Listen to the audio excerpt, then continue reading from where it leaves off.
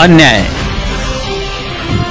अत्याचार, भ्रष्टाचार, धर्मांधता और सरकार की गलत नीतियों के खिलाफ हर खबर की बुलंद आवाज इंडिया बुलेटिन 7 अर्थात IB7 न्यूज, आवाज नए भारत की। झिजली नसती ती माता रमाई तर आज विश्वाला तो ज्ञान सूर्य, प्रज्ञा सूर्य, विश्वरत्न परमपूज्य बाबासाहेब डॉक्टर भीमराव आंबेडकर कळाले नसते।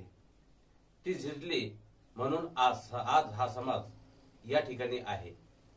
माता रमाईची 126वी जयंती काल मोठ्या हर्षोल्लासात पूर्ण देशभर साजरी करण्यात आली। देशातील कानाकोपऱ्यात ही जयंती साजरी करण्यात आली। अनेक ठिकाणी जयंतीच्या रॅल्या निघाल्या, मिरवणूक निघाल्या, काही ठिकाणी सांस्कृतिक कार्यक्रम झाले तर काही ठिकाणी प्रबोधनात्मक कार्यक्रम झाले।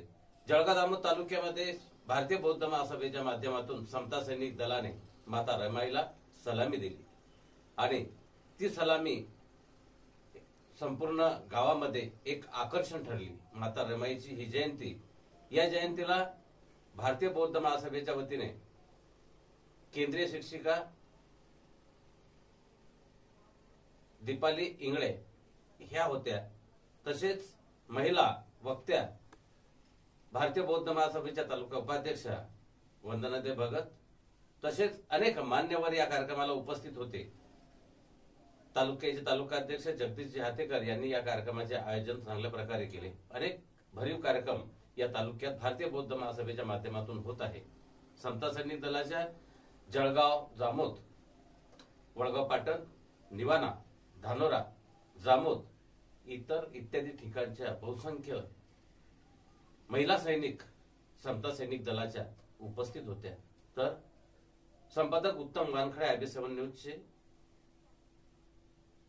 पुरुष सैनिक तसेच भास्कर जुमडे आणि संतोष इंगळे हे सैनिक त्या ठिकाणी उपस्थित होते। या कार्यक्रमाचे सूत्रसंचालन एक मुलगी, जी मुलगी सातडीची आहे गवई, त्या मुलीने एकदम चांगलं सूत्रसंचालन केलं। तर आभार प्रदर्शन प्राध्यापक श्रीकृष्ण गवई यांनी केले। पहा हा सविस्तर कार्यक्रम आमच्या IB7 न्यूजवर।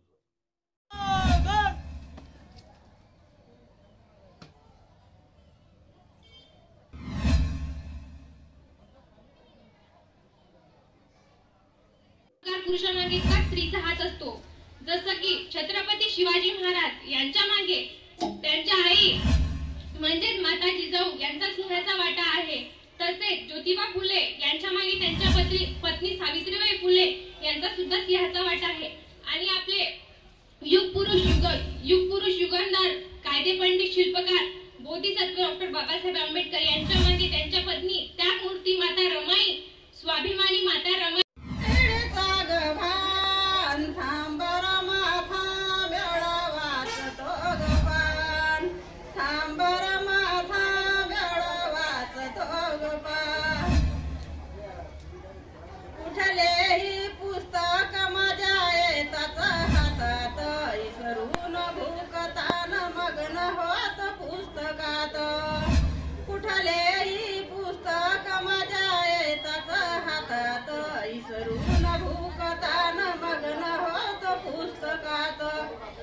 वाचनाची पुस्तक ही माझा जीव प्राण, वाचनाची पुस्तक ही माझा जीव प्राण, माझा जीव प्राण। थांबर माझा वेळ वाचतो ग पान, तुला बायबार विमानानं चाललो रमा, तुला बायबार जनता माझी घोडी रमा, ती कमला जाण, जनता माझी घोडी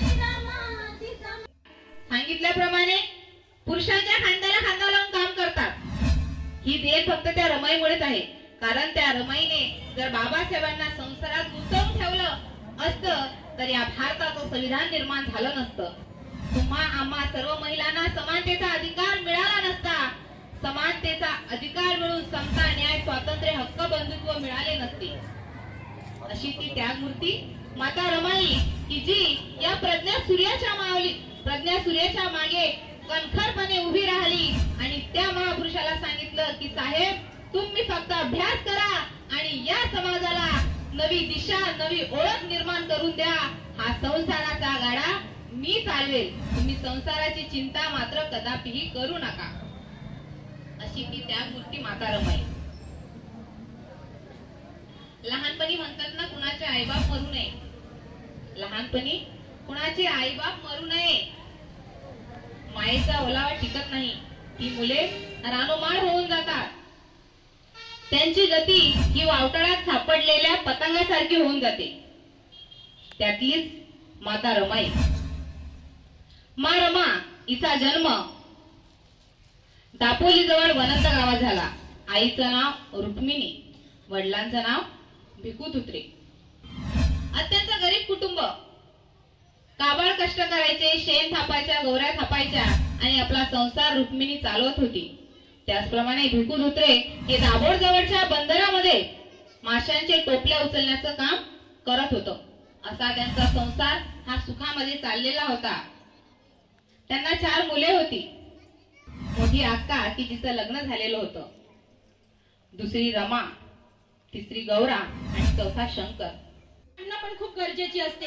म्हणजे बाबासाहेबांनी फक्त विचारच केला काय की मला समाज व्यवस्था बदलायची आहे, नाही, त्यांनी त्याला कृतीची सुद्धा जोड दिली. आणि या महामानवाला बनवण्यासाठी, या महामानवाला घडवण्यासाठी कुठल्या एका व्यक्तीचं योगदान नाही, त्यामागे रामजी पित्याचं सुद्धा तेवढंच योगदान आहे. बाबासाहेब लहान असताना रामजी बाबांनी जे कष्ट घेतले ते कष्टही म्हणजे त्याला पण आपण विसरू शकणार नाही. परंतु बाबासाहेबांचं लग्न झाल्यानंतर रमाई बाबासाहेबांच्या आयुष्यात आली आणि तिथून जो बाबासाहेबांच्या जीवनाचा प्रवास सुरू झाला ती खरी जीवनाची सुरुवात. आणि ती एक रमाई, एक छोटीशी रामी, ही रामीची रमाई झाली. हा पण प्रवास तेवढा सुखाचा नव्हता. म्हणतात ना, गुलामीची कबर जरी बाबासाहेबांनी खोदली असली तरीही पोलादी पंख म्हणून एक बाबासाहेबांच्या पाठीशी हिमतीने उभी राहणारी, आपले 4 मातीचे आपले पोटचे गोळे मातीत गाडून सुद्धा बाबासाहेबांच्या कार्यकर्तृत्वाला कुठलाही धक्का न लागू देता आपलं कर्तव्य म्हणजे कष्टाने तिने जो संसार उभा केला, त्या संसार रूपी चटक्यांची झळमध्ये ती होरपडत होती. पूर्ण आयुष्य तिचं जळत होतं. परंतु त्या होरपडलेल्या स्थितीत सुद्धा तिने बाबासाहेबांच्या कार्यकर्तृत्वाला थोडासा सुद्धा